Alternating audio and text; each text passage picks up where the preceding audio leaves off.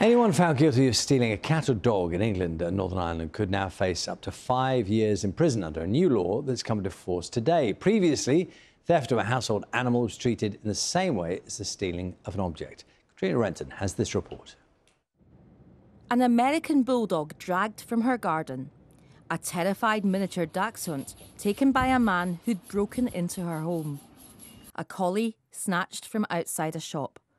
All these dogs were retrieved safely, but some never come home. And it's not just dogs that are stolen.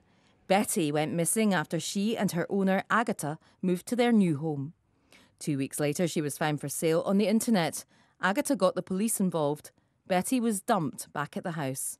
It was pretty horrible all along while I was searching for her, because I started panicking instantly. You know, where's she gone? Where is she? Well, you know, because she never was, you know, missing before, and we are very close. Like, we've got very strong emotional bond with my pet, you know, with Betty.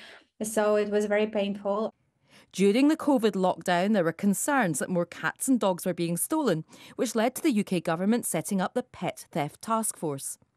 It found that in 2020, there were around 2,000 dog thefts reported to police in England and Wales, and more than 400 cats stolen across the UK. Under the new law, anyone convicted of stealing a cat or a dog could face a fine or a maximum of 5 years in prison. The law also provides powers to extend the legislation to cover other pets if necessary. Until now, pets were treated as property. The new bill was introduced by then backbench Conservative MP Anna Firth. We've regarded our pets and dogs as nothing more than the loss of a mobile phone or a power tool being stolen out of your garden, which is plainly not what our pets are to us in our modern day society. So this is a game changer. We are updating the law finally after years of campaigning. Campaigners have been calling for the new law that reflects the emotional value of pets to their owners and the distress associated with their theft. Animals are very valuable. Kittens fetch a lot of money, especially pedigree ones, and we know that criminals are willing to do that. So this really helps to stop animals from being exploited in that way. Agatha was delighted to be reunited with Betty. It's hoped the new law will deter people from abducting much-loved pets. Katrina Renton, BBC News. Well, we're joined now by Debbie, who co-founded the Stolen and Missing Pets Alliance, and she's got her two dogs, Chili and Pepper. Introduce us to Chili and Pepper then, Debbie. Well, this is Pepper. She was actually our poster girl for the Pet Theft Reform campaign, so she did a great job. We've got it over the line now. And this is little Chili, who's a rescue dog. Oh, sweet. And Chili is... Sorry, Pepper is a Schnauzer. Yes, and we think Chili is a Schnauzer Poodle cross. Mix, right, yeah. They're so sweet. So how... She's a rescue. How did you come to... Just that one of the dogs that had originally been stolen died. Right. But thank God I had him for an extra 7 years, which I never thought I was going to have. I'd left it for about 6 months. I couldn't face having another dog. And then that gap, you know, you just if you're a dog lover and you've had dogs, you want to get another one. So Pepper David, take us back through what happened. So your dogs were stolen. Just take us through what happened. I'd popped into a store to get some cakes. I was going to have tea with my dad. And when I came out to my car, I could see two men standing by my car, but I could see the car window on the driver's side wasn't there. And as I started to walk towards them, the panic, and I shouted at them, "Are my dogs okay?" And they looked in the car and said, "What dogs?" And they were gone. The car window was smashed and they'd been taken. Phoned the police straight away. They wanted to speak to me. They asked me what was valuable in my car that was taken. I said, "My dogs were taken." They said, No, what was valuable? I said, "No, my dogs were stolen from the car." "Oh, they might have jumped out. Did you leave a laptop? Did you leave cash?" My dogs were in the car. And then they said, the dreadful words, "Well, as it's only dogs, we won't come out." And that's sort of, I didn't understand it at the time, but because dogs are classed as property, they're not important. Well, we'll come on to the law in just a moment, but finish the story for us. So at that point, you're presumably very distressed. This has happened. What happens next? Well, in 2006, the internet wasn't that brilliant. So you're searching, what do I do? Where do I go? I contacted the microchip company, and I found a company called Dog Lost, and you put all your information in. They provide a poster straight away, and she tells you what to do, because you haven't got a clue where to start, what to do.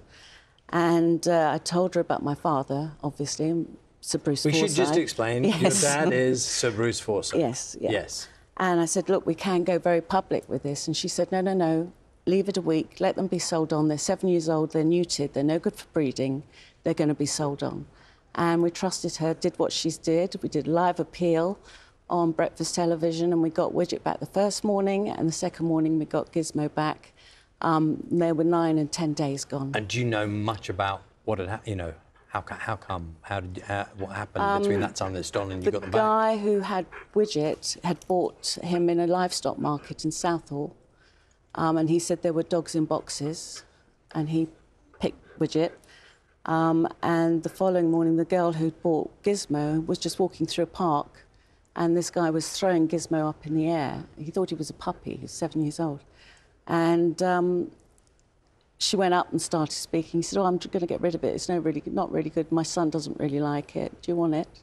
And she bought Gizmo. And she happened to be watching the programme, so I was so lucky. So lucky. And without my father, there was no way I would have found them. Yeah. That was 18 years ago. In the interim period, the pet trade, stolen pet trade, has become much more active, hasn't it? Oh, and particularly gosh, yes. since the pandemic. Yeah, well, once social media started, we were able to connect with more people and find more people that were suffering, being victims of dog theft. And we realised that the only way it was going to change was if we changed the law, and we started up the Stolen and Missing Pets Alliance. And that was in 2014. We connected with an MP called Gareth Johnson, who was also on the case about pet theft. He'd been a magistrate and knew that it wasn't right what was happening. And we started our campaign then seriously in Parliament. So it's taken from 2017. We've had amazing petitions with Dr. Daniel Allen, who did an academic paper. We've got great patrons. We've got Beverly Cuddy, Mark Abrahams, lawyers involved. Because, I mean, it's huge. And it's been a long and difficult journey, but you're there. And the difference is now the law acknowledges the emotional distress component of all of this, not just to you as the dog owner, but to the animals themselves. Yeah, because the Theft Act is really just based on the monetary replacement value. So the dogs are second-hand goods valued under £500. So they're a Category 4 offence. So there was no deterrent. If someone got caught, it'd be £250. Now we've got the specific crime. The police can act. The courts can hand out proper deterrence. Yeah, I suppose in a way the questions remain, though, whether it will work as a deterrent, which we won't know until we see. Yes. And the other thing is whether the police, who, as we all know, have got the workload is so intense, whether they're able to devote the time and make the decision as to what they prioritise, which is always very difficult. That's going to be the big problem for them. But at least now we're going to have a crime that is a specific crime. They're going to have a tick box for dog theft. If you phoned up all the police forces around the company, they can't tell you how many dogs are stolen because dogs go into other items. So that's always been the problem. We can never really pinpoint the number. But also we've got a crime now where police forces have to take notice. It's before, if it's a mobile phone, would you expect the police to be running around looking for a mobile phone or investigating? Now we've got the crime. Now we've got something that we can demand that the police work for us. These two are a real handful, aren't they? They're causing chaos in the studio. I hope you're getting lots of nice shots of them. Yeah, they're so relaxed. She's seen it all before. She's done it before. I've been in many studios before. This is the new one. She hasn't done very much. She's right at home. Blimey. Please settle down. She can stay if you like. OK. Nice to see you here. Thank you. Thank you so much. Thanks, Debbie. Thank you.